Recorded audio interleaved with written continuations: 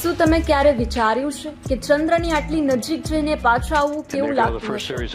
આજે આખું વિશ્વ નાસાના આર્ટેમિસ 2 ના મિશનની સફળતાની ઉજવણી કરી રહ્યું છે। 50 વર્ષના લાંબા અંતરાલ બાદ માનવ જાતે ફરી એકવાર ચંદ્રના ઉંબરે જઈને પૃથ્વી પર સુરક્ષિત ડગ માંડ્યા છે।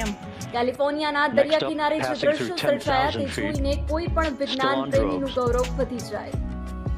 આ છે નાસાનું ઓરિયન સ્પેસક્રાફ્ટ। પેસિફિક મહાસાગરમાં જ્યારે આ કેપ્સ્યુલ ખાબકી ત્યારે તેની ઝડપ અકલ્પનીય હતી, પરંતુ ટેકનોલોજીના કરિશ્મા સમાન તેના 3 વિશાળ લાલ અને સફેદ રંગના પેરાશૂટે તેને રૂબા જેવી હળવી બનાવી।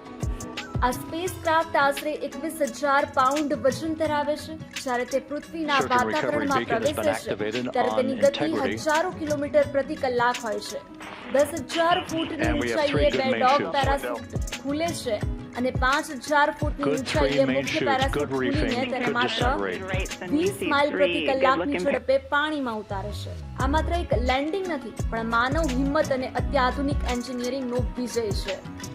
જેવું કેપ્સ્યુલ દરિયામાં ઉતર્યું કે તરત જ રિકવરી ટીમો એક્શનમાં આવી। ઇમરજન્સી બીકન દ્વારા લોકેશન ટ્રેક કરવામાં આવ્યું અને સુરક્ષા જવાનોએ ગણતરીની મિનિટોમાં જ અવકાશ યાત્રીઓ સુધી પહોંચી તેમને સુરક્ષિત રીતે બહાર કાઢ્યા।